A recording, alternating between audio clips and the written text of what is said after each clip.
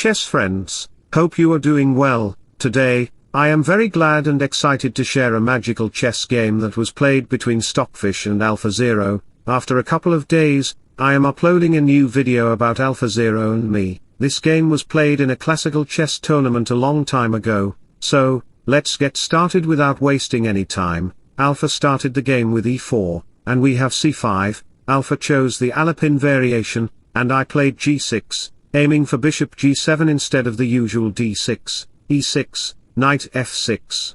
We have d4, and after the center exchanges, I immediately go with d5, striking in the center. We have e5, and after a couple of moves, I can play a6 or bishop g7, but I chose the cunning approach with f6, directly attacking the center. Alpha played in his AlphaZero style with f4, unafraid of weakening his king side. After the exchanges, we have knight h6, bishop here, and the bishop coming on f5. I could go with e6 to solidify the position and play castling. Let's see how Stockfish approaches the position. We have bishop e5 and e6, and queen e2 on the board to attack the knight. The knight comes here, and after a couple of moves, you can see that both sides have castled.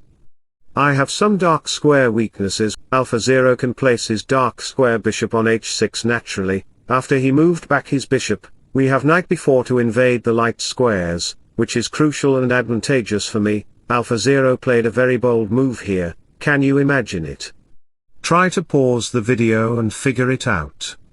The move is rook takes f5. What a beautiful rook sacrifice. Capturing the rook with the e-pawn results in knight takes d5, so we have g takes f5. AlphaZero gets the g file open, and you know what? We have knight f4. Here you can see that AlphaZero's knight is attacking the e6 pawn and threatening bishop d7 to attack the e6 pawn. After the knight moves to g5, the pawn is saved, and after the king moves, we have knight a4 attacking the queen. What should black play now?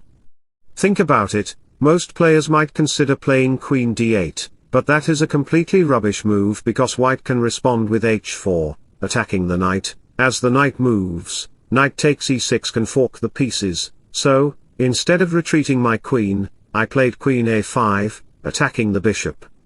We have a3 and b4 on the board. Now I have to retreat my queen. There is no other option. AlphaZero played h4 to kick out my knight, and we have knight takes e6. After capture and rook capture, both sides have an almost equal amount of pieces. AlphaZero is doing his best, playing like a gangster of chess, but I am not less than him. He played knight c5, and I captured it.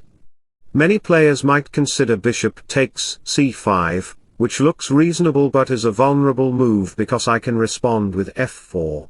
Attacking the bishop. As the bishop moves, black can play the stunning move f3, attacking the queen and pawn. Rook g8 is coming to access the file, queen g4 is arriving, and the position will be over for white.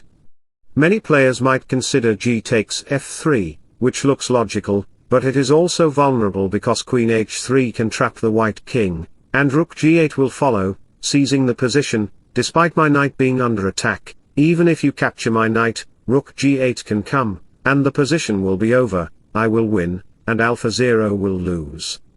But AlphaZero wants to win, so he didn't capture the bishop with his b pawn, he captured it with his d pawn.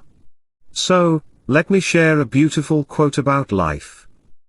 A person's character is shown through their actions in life, not where they sit on Sunday.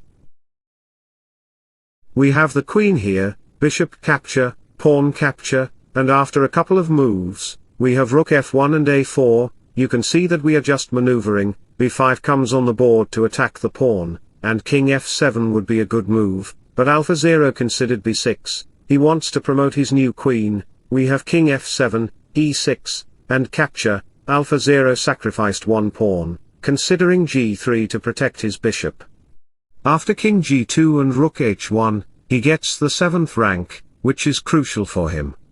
After a couple of moves, we have rook e1, bishop c7, bishop f4, and h4 comes on the board to attack the pawn. AlphaZero ignored that pawn and played bishop c7. After the exchanges, we have the king here, queen h6, and you can see queen h8. AlphaZero is doing his best, planning to play queen b8 to make the black king vulnerable, indicating his winning strategy. After a few moves, we have the queen going back to c2. I am protecting the square where rook f1 can access the file. Additionally, you cannot block it with knight f2 because my queen can attack the knight. This position is winnable for AlphaZero. We have king g6, queen e2, queen g4 check, and AlphaZero captured the pawn. My rook blocks here, and after a few checks, we have rook e2. AlphaZero is trying to catch my king like ketchup from a bottle. After a couple of moves, AlphaZero finally played b7. He wants to promote his new queen, and even if you dare to capture the bishop, queen takes d5 can arrive, leading to a winning position for AlphaZero. I captured the bishop because I had no other choice. AlphaZero didn't give me any choice to win or draw the game. That's sad for me, but I will not accept losing because I am the god of chess. I cannot lose. We have a check, and as the king moves, queen h5 check arrives with the idea of playing queen e8 to promote a new queen. That is AlphaZero's strategy, and it happens exactly as planned. You can see that b8 is coming, and after the exchanges, we have a new queen. And AlphaZero is completely winning. After a couple of moves, AlphaZero checkmated me with rook e6. It was a very good and crucial game, and AlphaZero played his best. I hope you enjoyed the game very much. If so, don't forget to like and subscribe to my channel. Wishing you all the best. Bye bye, see you. Take care.